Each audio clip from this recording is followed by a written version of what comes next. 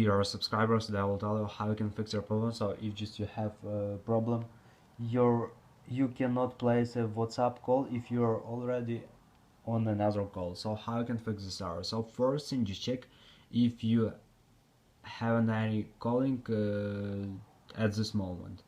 So after you check this thing, so just try to close WhatsApp and just open it again. So another thing you can try to restore your phone. So just go to the settings. In the settings you need to find general, just scroll down, just tap on shutdown, slide to power off, wait for a second and just power on your phone again. So just simply restore your phone.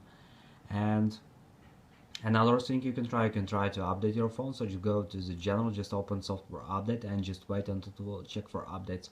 And if you see here available update, just tap on download and install and wait until it will successfully install the latest updates for your iPhone. And the latest option you can try to update your WhatsApp app. So just go to App Store, just go to search tab. In search tab, just write here WhatsApp.